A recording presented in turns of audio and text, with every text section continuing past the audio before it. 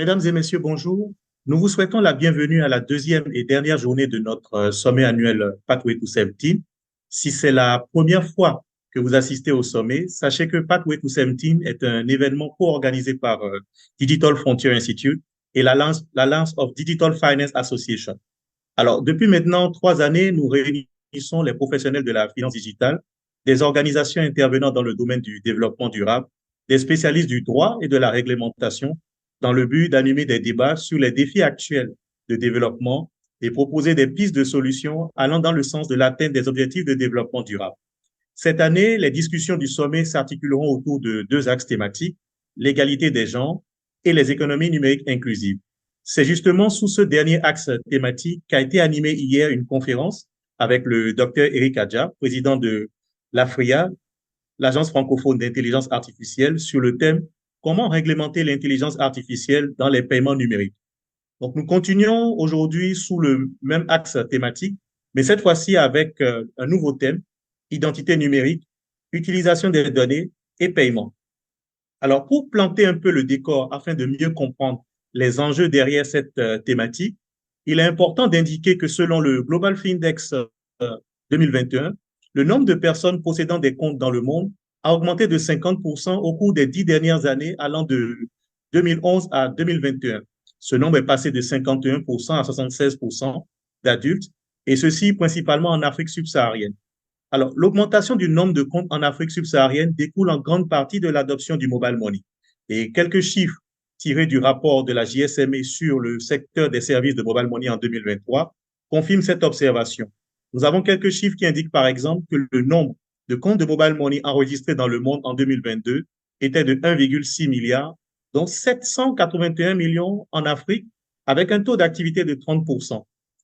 Nous avons également un autre chiffre qui indique que sur un total de 1260 milliards de dollars de transactions par an enregistrées dans le monde, l'Afrique à elle seule enregistrait 836 milliards de dollars de transactions par an, ce qui représente 2 tiers du total de l'ensemble de l'industrie mondiale.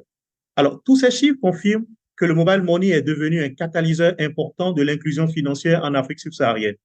Mais dans le même temps, une enquête de la Banque mondiale sur les raisons de la faible possession de comptes dans les pays en développement avait permis de faire ressortir les défis suivants: le manque d'argent, l'éloignement des institutions financières et l'insuffisance de documents d'identité.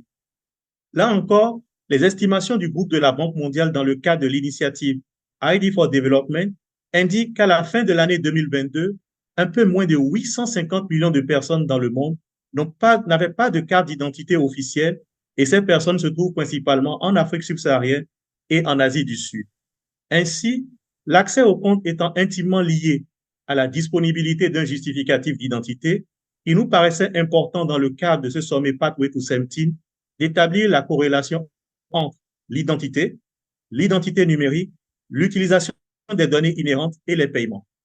En effet, le droit à une preuve d'identité légale, conformément à l'ODD 16.9, est un pilier de la justice sociale, et à ce titre, une pièce d'identité, en particulier sous forme numérique, serait essentielle pour un accès inclusif aux services et pour la croissance des économies numériques dans l'intérêt de tous.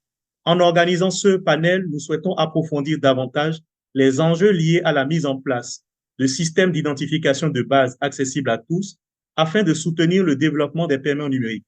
Nous essaierons également de comprendre les risques associés à l'exploitation des données de ces systèmes et des différentes plateformes de paiement mises à la disposition de populations peu ou non bancarisées. Alors, pour mener ce débat, nous aurons le plaisir de recevoir sur ce panel M. Anziz Adéan, qui est responsable du département e-services et plateformes à l'Agence des systèmes d'information et du numérique ASIN du Bénin. Anziz, soyez le bienvenu sur ce panel. Merci Maxime, merci pour l'invitation. Merci. Nous aurons également le plaisir de recevoir un autre panéliste, en l'occurrence M. Emmanuel Diop, qui est juriste formateur en droit du numérique. Donc, il est le fondateur du cabinet Juristicom, qui est basé au Sénégal. Alors, pour le moment, M. Emmanuel Diop n'est pas encore avec nous, mais je crois qu'il ne va pas tarder à nous rejoindre. Donc, je voudrais rappeler, avant que nous puissions ouvrir la discussion avec M. Adhéran, que la discussion de ce jour durera 30 minutes et nous allons consacrer 10 minutes pour les questions des participants. Vous aurez en tant que participant la possibilité d'interagir avec nous via l'option Q&A et nous voudrions vous inviter, chers participants, lorsque vous posez vos questions, à préciser vos noms, prénoms ainsi que votre pays de résidence. Donc, sans plus tarder, je m'en vais poser la première question de ce panel à monsieur Anziz Adhéran. Mais d'abord, est-ce que vous pouvez nous en dire un peu plus sur ce que c'est que l'ASIN, l'Agence des services, l'Agence des systèmes d'information et du numérique du Bénin? Ok, merci Maxime. Donc, l'ASIL, l'Agence des systèmes d'information et du numérique du Bénin, est une agence en fait transversale qui est sous double tutelle du ministère du numérique et de la digitalisation et du ministère de l'économie et des finances. Et donc, l'objectif de cette agence, au fait, c'est de gérer, on va dire, globalement, tous les projets numériques transverses en République du Bénin et de conduire, on va dire, la stratégie du numérique. Donc, c'est un peu le bras armé technique du ministère du numérique et de la digitalisation. On va avoir trois pôles importants. Un pôle système d'information et digitalisation, donc pour tout ce qui va être digitalisation de l'administration. Un pôle infrastructure numérique, donc qui va gérer donc toute la partie infra au Bénin. Et un dernier pôle sécurité numérique qui va gérer toute la partie cybersécurité, conformité et tout le reste. Donc voilà un peu les trois gros axes sur lesquels on intervient au sein de la CIM. Alors, merci Anziz. Donc, la première question de ce panel, elle concerne le développement des paiements numériques au Bénin. Je crois il y a beaucoup de développements qui sont observés aujourd'hui dans l'écosystème du numérique au Bénin, notamment pour tout ce qui concerne l'identité digitale, mais également le développement des activités des opérateurs de mobile money, également même et euh, des banques et des institutions de microfinance. Alors, comment aujourd'hui vous expliquez la forte croissance des paiements numériques au Bénin? Moi, je pense que pour la croissance des paiements numériques, il y a plusieurs explications. S'il fallait en garder qu'une, je dirais que c'est l'argent mobile, c'est le mobile money, qui est vraiment la chose la plus importante aujourd'hui. Mais il y a derrière ça plein d'autres raisons.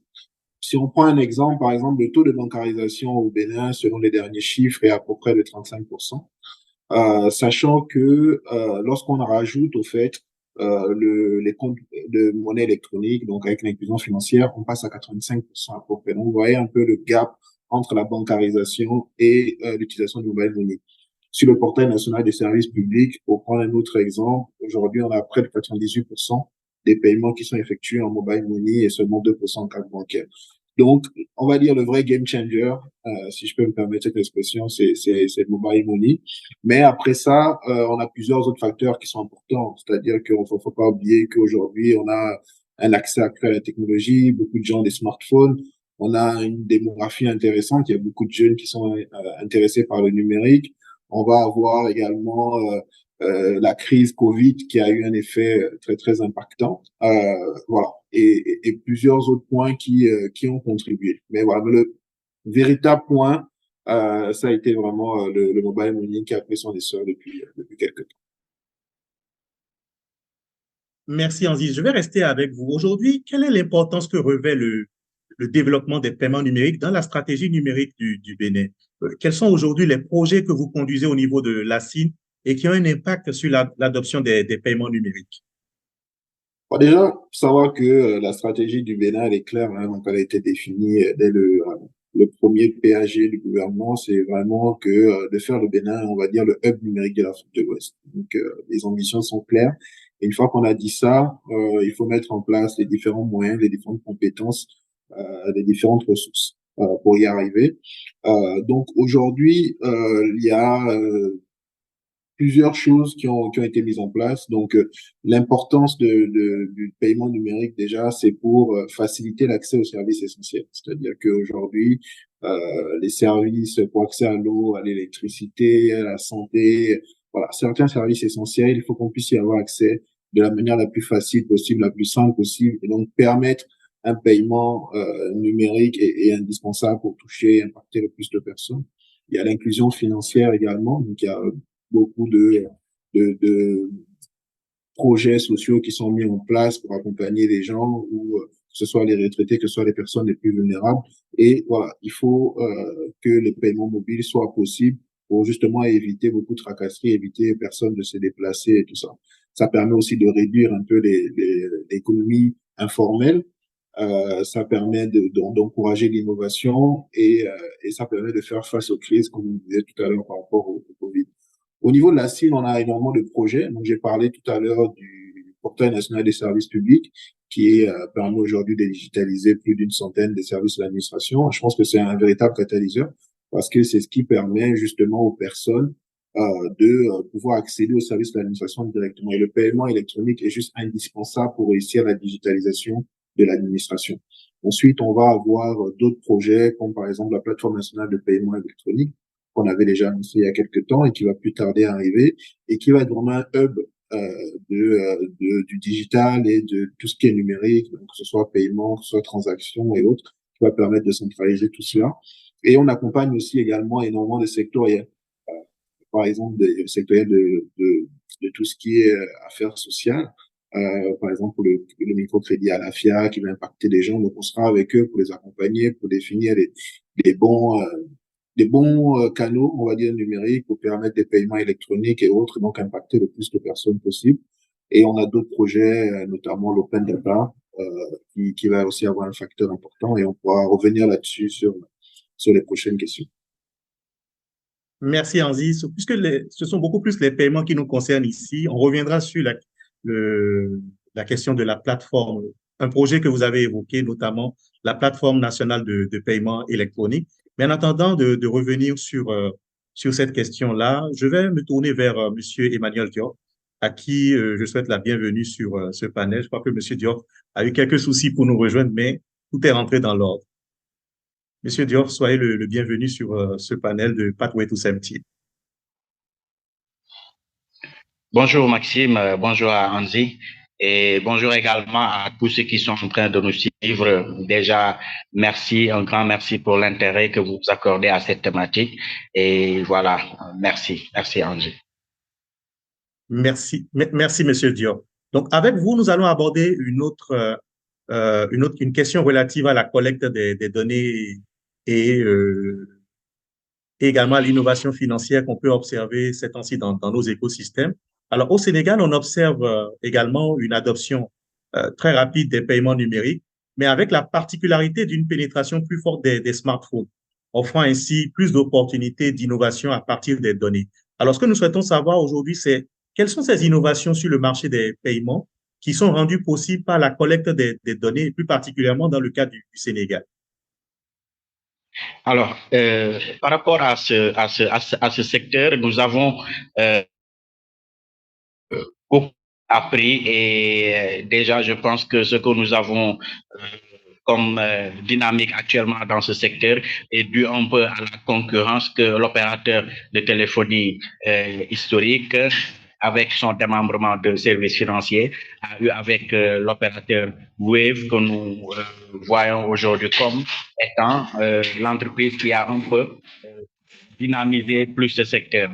Ce qu'il faut comprendre, c'est que leur concurrence a permis aujourd'hui à ce qu'on peut considérer comme le client de voir un peu la possibilité de faire des transactions sans vraiment perdre beaucoup d'argent.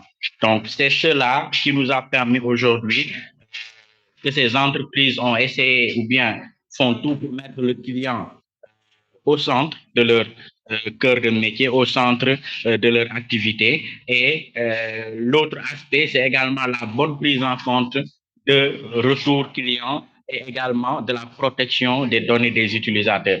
Donc ça, c'est quelque chose qui a permis un peu de catalyser les services financiers numériques au Sénégal.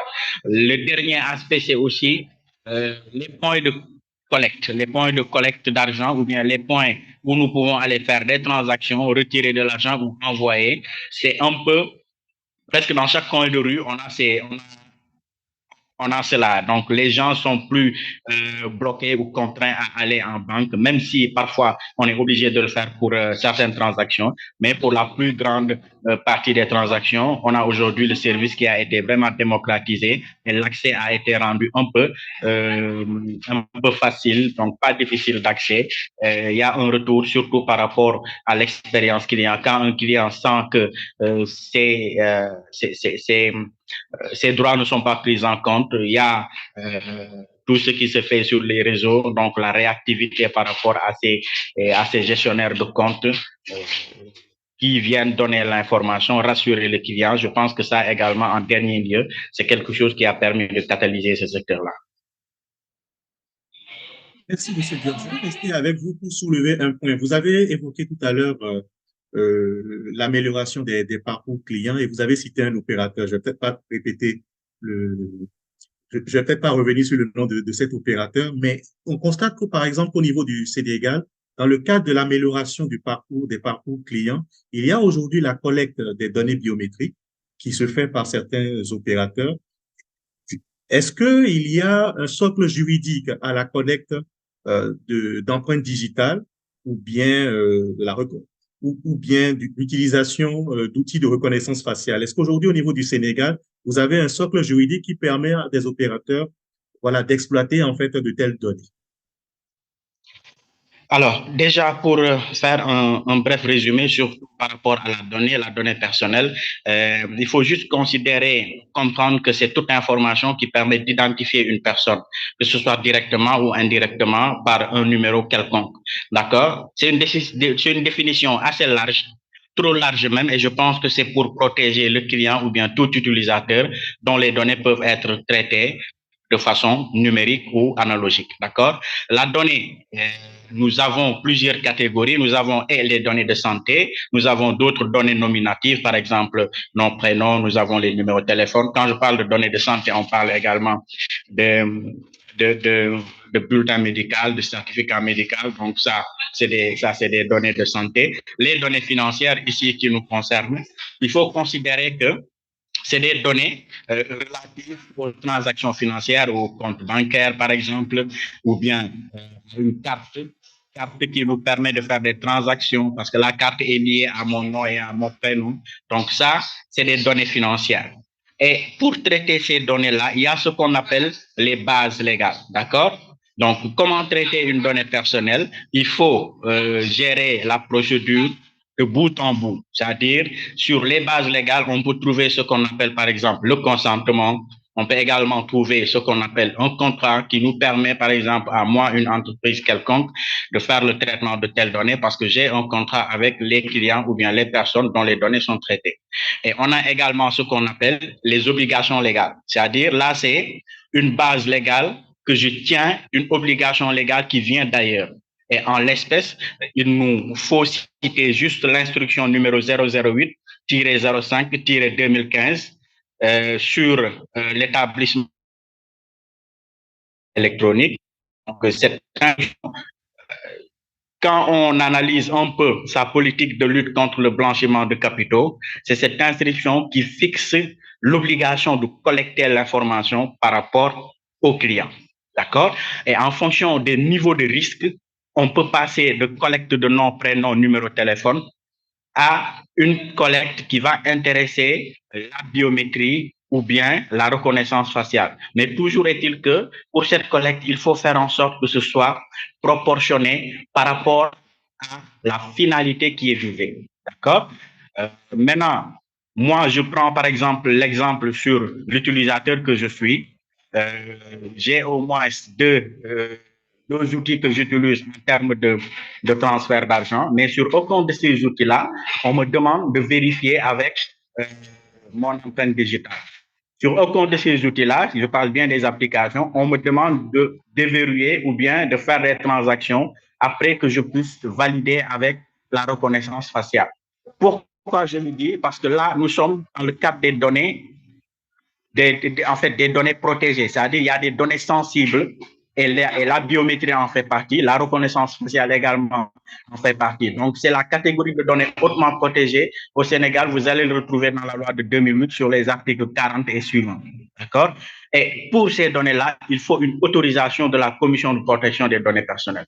À ma connaissance, j'ai pas ou je connais pas quelqu'un qui l'utilise et à qui on demande de déverrouiller avec empreinte digitale ou avec reconnaissance faciale. Mais si c'est le cas, peut-être s'il y en a des Sénégalais qui sont dans le panel et qui nous écoutent, s'ils peuvent confirmer, tant mieux. Même s'ils ne peuvent pas confirmer et qu'ils sont confrontés à cela, ils peuvent demander à la Commission des données personnelles la base légale de ce traitement.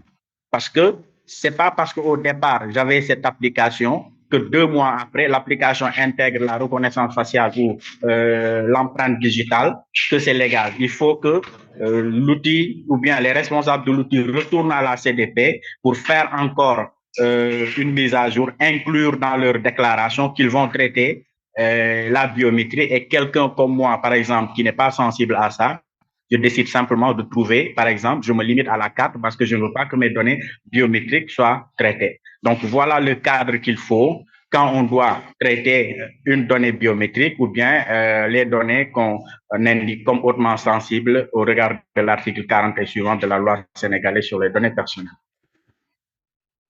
Merci, Monsieur Dior. Je vais aller un peu plus vite parce que je crois qu'il nous reste environ 10 minutes avant de commencer par recevoir les questions des participants. Alors, la prochaine question sur ce panel sera adressée à Monsieur Adhéran. Aujourd'hui, au niveau du Bénin, nous avons l'ensemble des résidents qui disposent d'un identifiant unique qui est le numéro personnel d'identification. Et nous aimerions savoir comment ce numéro peut être utilisé dans la sécurisation des transactions financières. Ok, merci Maxime. Bon, déjà, hein, pour être un peu, je vais faire vite, mais pour être un peu plus complet sur ce que c'est que le numéro personnel d'identification, il faut savoir qu'il y a eu un recensement de la quasi-totalité des Béninois et qu'aujourd'hui, voilà, quasiment les 12 millions de Béninois ont un NPI. Et donc, ça offre énormément de possibilités parce que ça a permis justement de digitaliser on va dire l'état civil. Donc aujourd'hui, les différents actes ont été refaits, que ce soit l'acte de naissance, les pièces d'identité et tout ça. Et ce numéro-là permet justement d'identifier de manière unique tout le monde. Donc ça offre des possibilités d'usage intéressantes au niveau des transactions numériques. La première possibilité, c'est que ça permet déjà de s'assurer que la personne qui est en face de nous, c'est vraiment la bonne. Par exemple, sur le portail national des services publics, lorsque vous voulez créer un compte, on ne vous demande aucune autre information que ce numéro, le NPI. Une fois que vous l'avez mis, vous recevez une deuxième validation d'authentification, donc un OTP, un One Time Password, qui est envoyé par SMS, parce qu'effectivement, on fait le lien entre ce NPI et le numéro de téléphone que vous avez renseigné dans la base de données. Et donc là, ça permet de valider que c'est bien vous qui avez mis le numéro, que l'OTP qu'on vous a fourni, c'est bien votre numéro de téléphone. Et après, on peut imaginer énormément de cas d'usage, que ce soit avec des empreintes, avec voilà, plein d'autres choses. Donc ça, c'est la première chose. Ça permet de sécuriser, de savoir à qui on a affaire. Ça permet de contrôler les fraudes. Par exemple, pour des banques qui ont besoin, qui aujourd'hui ont énormément de papiers, ont besoin de plein d'informations, doivent vérifier plein d'informations. Le fait d'avoir juste ce NPI-là et des projets transverses comme la plateforme nationale d'interopérabilité qui permet justement d'interconnecter différentes bases, ça va permettre, par exemple, aux banques de vérifier l'identité d'une personne qui se trouve devant nous, de pouvoir voir sa photo, de pouvoir vérifier les empreintes, ainsi de suite. Et ensuite, on va avoir la traçabilité des transactions. Donc, une fois qu'on a vérifié votre NPI, on pourra vérifier toutes les transactions que vous aviez faites. On va pouvoir lutter contre l'usurpation d'identité, qui est l'un des fléaux les plus importants d'Internet aujourd'hui. Donc, parce que évidemment, on aura ces différents facteurs d'authentification et également la fraude fiscale, parce qu'aujourd'hui, lorsque vous demandez un IFU, donc un numéro fiscal unique, un identifiant fiscal unique, il est lié également à votre NPI. Donc, le NPI offre un champ de possibilités illimitées qu'on utilise déjà aujourd'hui et qui va permettre de garantir vraiment les transactions et de s'assurer que ce sont les bonnes personnes, c'est la personne qu'on a en face de nous qui est vraiment responsable au fait des transactions qu'elle va faire. Donc voilà quelques exemples de l'utilité de ce numéro. Merci Anziz. Alors, pour revenir à la PNPE, comme je le disais tout à l'heure, avec qui vous êtes susceptible de partager les données des utilisateurs de la future plateforme nationale de paiement électronique. Est-ce qu'éventuellement, vous serez susceptible de partager ces données avec des fintechs, voilà, dans le cadre du développement de nouveaux produits, par exemple? Bon. Donc, la plateforme nationale de paiement électronique, effectivement, va récolter pas mal de données, mais il faut savoir que tout ça est soumis à un cadre réglementaire. Donc, aujourd'hui, au Bénin, il y a un cadre très strict réglementaire, il y a le code du numérique et d'autres textes de loi qui ont été pris en compte. Et donc, le partage de données est vraiment très réglementé. On a aussi une autorité de protection des données personnelles, la PDP, qui a mis en place différents processus. Aujourd'hui, lorsque on développe un service public et donc il va avoir des données des personnes, il va avoir des paiements.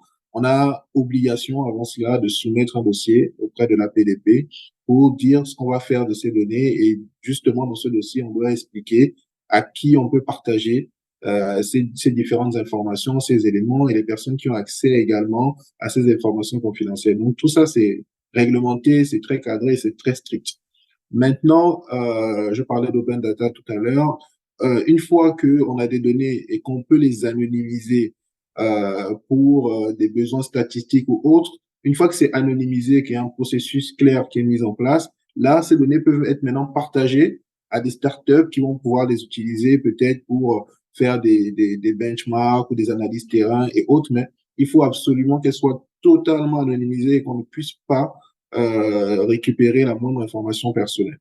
Donc voilà, c'est ce point d'équilibre-là qu'il faut trouver pour que les données en plus puissent être diffusées aux différentes startups et qu'elles soient utiles pour l'économie locale. Merci, Anziz. Je vais rester sur cette question de partage des données, mais cette fois-ci avec Monsieur Emmanuel Diop.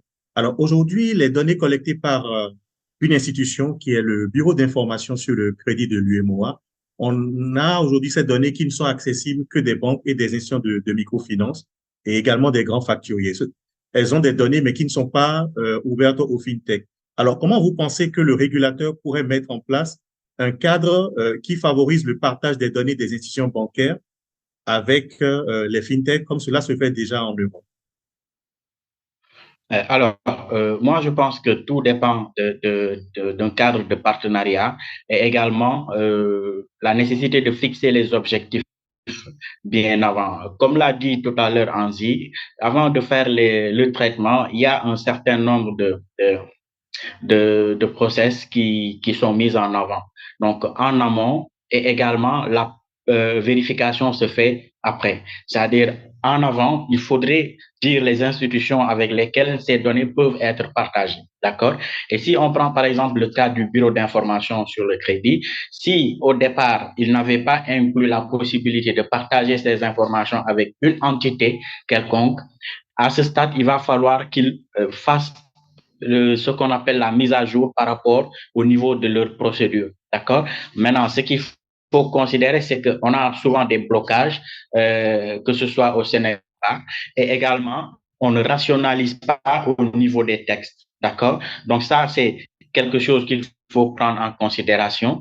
Mais dès l'instant que le besoin, ils peuvent, de la direction du BIC au niveau du Sénégal, et ça permet déjà d'asseoir un cadre de partenariat pour également les deux parties, Mobile Money, pour également qu'ils prennent les engagements, ce que le client final a accepté. C'est-à-dire aujourd'hui, une fintech ne peut pas aller partager mes données avec le Big sans pour autant m'informer. C'est de la même manière quand, par exemple, je vais à dans une institution bancaire et, par exemple, pour une opération quelconque, il m'informe sur les données que le Big doit partager ou bien qu'il doit partager dans le réseau du Big. Tout à l'heure, j'ai parlé de base légale. Le consentement est vraiment quelque chose de très précieux par rapport à ce cadre-là. Je peux décider que mes données ne seront pas partagées par rapport à ce bureau parce que je me dis que le risque derrière de fuite, ça c'est juste un exemple. Quelqu'un peut penser ainsi et dire qu'il ne va pas partager. Donc, tout dépendra également de ces aujourd'hui que les fintechs puissent avoir accès à cette base, mais il faut y mettre la loyauté dans la collecte de données. Il faut y mettre également le consentement des personnes concernées qui se verront qui verront leurs données en fait partagées et voyager d'une institution à une autre. Il faut vraiment qu'on mette au cœur, c'est-à-dire qu'on mette devant ces préoccupations, la sécurité de la personne, parce qu'il y va de son avenir, il y va également de son crédit, de son scoring au niveau financier, il y va également même de sa sécurité financière pour éviter que le compte, par exemple, soit hacké ou bien que la personne soit victime victime d'arnaque en quelque sorte. Donc voilà ce qu'on pouvait dire par rapport à ça. Et c'est toujours possible. On est dans le cadre du traitement des données personnelles, même si à un instant T, on n'avait pas signifié que telle entreprise, on pouvait partager avec elle les données. Ça ne peut pas ça ne peut pas empêcher que demain, on puisse enclencher la procédure pour pouvoir partager avec telle entreprise dans le cadre d'atteindre telle finalité. Tout est question de déclaration et de rester dans le cadre. Merci, merci, Monsieur Diop. Je crois que nous sommes arrivés au terme des 30 minutes de discussion. Là, je suis obligé de prendre des questions venant de notre audience. Nous avons une question de Monsieur Daouda Amadou qui remercie l'ensemble des participants à ce panel. Donc, la question de Monsieur Daouda Amadou, je précise qu'il est CEO de Novatech. Donc, c'est une fintech, c'est une entreprise du numérique basée à Niamey au Niger. Donc, la question de Daouda est de savoir quels ont été les facteurs clés de réussite qui ont favorisé la mise en œuvre des projets de digitalisation au Bénin.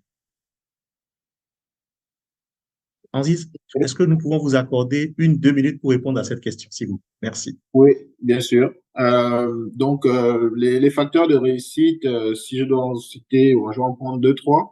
On va dire le premier déjà, c'est une volonté politique, donc de mettre en œuvre un cadre confortable qui va permettre de rassurer déjà les personnes qui vont payer en ligne et ensuite les personnes qui vont recevoir des sous. Après, c'est aussi une volonté on va dire de l'innovation, donc des fintech et des opérateurs mobile money qui ont pu travailler ensemble pour sortir différentes solutions d'agrégation de paiement et autres. Et une fois qu'on a des solutions d'agrégation de paiement et un mobile money qui est disponible, au fait, le e-commerce s'intensifie. C'est-à-dire tout le monde veut payer parce qu'au final, c'est beaucoup plus simple de payer en ligne. Si je veux payer, par exemple, je sais pas, ma facture d'eau ou d'électricité, je suis beaucoup plus à l'aise de le faire chez moi tranquillement le soir plutôt que d'aller faire la queue, devoir payer un déplacement et tout ça. Donc, vu que c'est beaucoup plus simple pour les gens, ça favorise l'innovation et on a de plus en plus de structures privées qui développent des services en ligne avec des paiements. Donc, volonté politique, innovation, et après, c'est le dernier point, c'est vraiment l'ère du digital. C'est parce que voilà, on a des personnes un peu plus habituées au digital, des générations beaucoup plus jeunes qui demandent cela. Et donc, cette forte demande crée forcément derrière de la mise à disposition de ces points. Donc, c'est ces 3 facteurs-là que je mettrais en premier. Oui, nous avons une autre question de Daouda Amadou relative au numéro personnel d'identification. Il demande comment sécurisez-vous l'usage du NPI lors des transactions de paiement digital?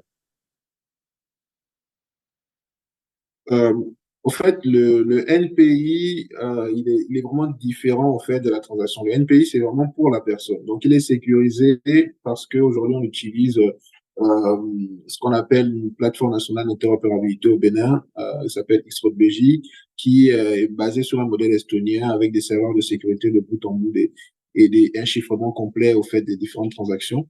Donc, on va dire techniquement, il est sécurisé. Et donc, nous, c'est juste pour valider l'identité d'une personne. Après, le paiement va se faire par mobile money ou par carte bancaire en fonction du choix de la personne. Donc là, c'est libre choix. Et donc, nous, on permet juste de relier qui a payé au paiement qui a été effectué. Mais c'est pas la transaction en elle-même qui est sécurisée, c'est le lien entre la personne qui a payé, donc le titulaire du pays, et le moyen de paiement. Voilà. Merci.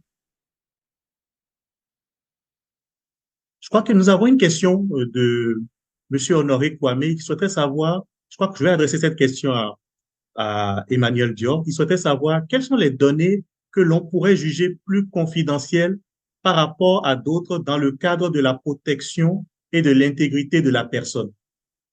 Je répète la question, quelles sont les données que l'on pourrait juger plus confidentielles par rapport à d'autres dans le cadre de la protection et de l'intégrité de la personne? Une question de Honoré Kwame qui est basé en Côte d'Ivoire. Merci. OK. Protection de l'intégrité d'une personne. On nous parle de, de, de parler sur les données qui semblent les plus sensibles ou bien qui méritent plus de protection en ce qui concerne l'intégrité d'une personne. C'est bien ça. Je suppose. Je suppose que c'est la question Allô, Maxime? du participant. Je suppose que c'est la question du participant. Voilà. Maintenant,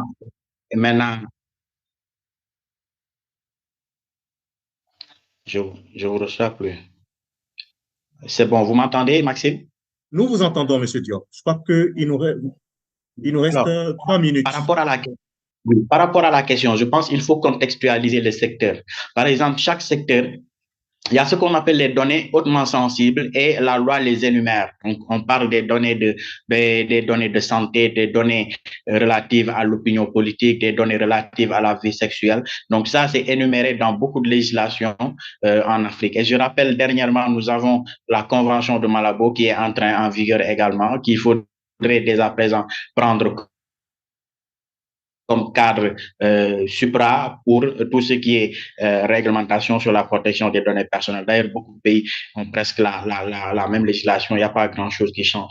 Mais selon le secteur, on peut dire telle donnée mérite plus de protection pour l'intégrité de la personne. Par exemple, dans le domaine financier, dans le domaine des fintech et autres, moi, je pense que la donnée de localisation, la donnée de géolocalisation est une donnée très importante qu'il faut bien protéger.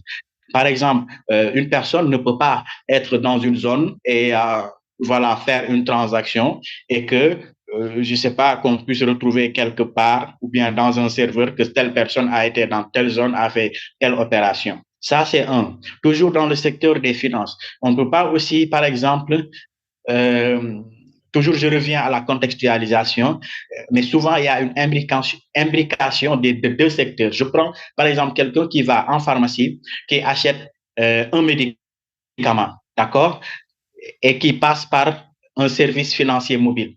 Donc il y a la donnée de géolocalisation qu'il faut bien préserver.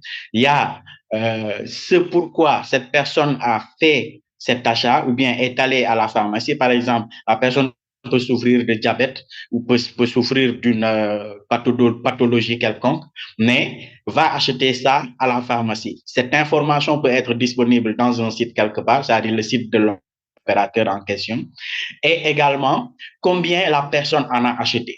Donc là, nous avons la localisation, nous avons ce que la personne a acheté, nous avons la quantité d'achat. Ça, c'est des informations très sensibles qui méritent protection pour l'intégrité de la personne. Parce que à travers ces informations, je prends juste la possibilité de deux infractions. Par exemple, la géo peut-être de voler à telle personne, l'autre rapport à la plateforme de paiement qu'on peut sur sa porte-monnaie électronique. Et en dernier lieu également, c'est la personne qui derrière sait que telle personne souffre de telle pathologie peut après causer des difficultés. Je ne voulais pas dire qu'il mérite plus de protection. C'est au responsable de traitement de faire l'analyse et de voir en fonction de chaque protéger pour la sécurité des usagers et pour le bien-être également de tous ceux qui utilisent les plateformes. Merci, Monsieur Dior. Je crois que nous sommes arrivés au terme de la discussion. Je voudrais quand même laisser à chaque panéliste 30 secondes, vraiment 30 secondes pour un petit mot de fin. Je commence par Anziz. Ok, merci Maxime. Bon, déjà, merci pour l'invitation. C'était intéressant parce qu'on n'a pas pu échanger sur tous les sujets, mais ça nous a permis au moins de développer. Donc, en mot de fin, je dirais de favoriser l'usage des transactions numériques parce que ça n'a que des avantages aujourd'hui. Ça permet vraiment d'avoir plus de sécurité, plus de traçabilité. Ça permet de limiter l'informel, ça permet de diminuer la corruption et voilà. Aujourd'hui, il n'y a que des avantages à avancer vers la digitalisation de tout ce qu'on fait et surtout de nos transactions financières. Donc voilà, j'encouragerai toutes les personnes qui sont joints à nous aujourd'hui en les remerciant déjà d'avoir fait ce geste-là, de poursuivre en utilisant les paiements numériques dans leur quotidien. Merci, Aziz. La parole maintenant est à Emmanuel Dior. Alors, merci déjà à Anziz, merci Maxime. Moi, en tout cas, j'ai beaucoup appris et c'est à travers le numérique, à travers le digital. Donc, je remercie déjà l'Institut Digital Frontier Institute et également tous ceux qui sont en train de faire par rapport à comment dire, redynamiser le secteur. Juste un message, c'est à tous les acteurs, c'est-à-dire de faire de la protection des données de leurs clients le, leur avantage concurrentiel en fait. Parce que ailleurs, ça commence à faire vraiment beaucoup parler. C'est sur cet aspect-là qu'on peut gagner ou qu'on peut perdre la confiance des clients. Et qui dit l'économie numérique ne peut pas ne pas mentionner la confiance en cette économie. Et la confiance en cette économie, c'est un client ou bien un utilisateur qui sait que ses données sont bien traitées, ses données ne seront pas vendu à son insu. Donc voilà vraiment ce qui peut permettre que tout le monde puisse voir, puisse y trouver son compte, surtout dans cette économie numérique que nous partageons tous et qui n'a pas de frontières. Merci, Monsieur Dior. Je voudrais ainsi remercier très sincèrement Monsieur Anziz Adéran et Emmanuel Dior d'avoir accepté l'invitation de Digital Frontier Institute et de l'Alliance of Digital Finance Association pour participer à ce panel dans le cadre du sommet Pathway to Safety. Nous voulions vous remercier. Nous vous sommes infiniment reconnaissants d'avoir accepté cette invitation. Alors, voilà, chers participants, nous arrivons au terme de cette discussion, mais également dans environ une heure et demie, ce sera la fin du sommet Pathway to Safety 2023. Donc, nous ne pourrons que vous remercier d'avoir consacré de votre temps pour participer à plusieurs panels, parce que je sais que certains d'entre vous ont pu participer à d'autres panels en anglais. Merci d'avoir été fidèles à nos panels en français. Nous espérons vous retrouver en 2024 lors de la 4e édition du sommet. Donc, sur ce, je vous dis merci et je vous dis à très bientôt. Au revoir.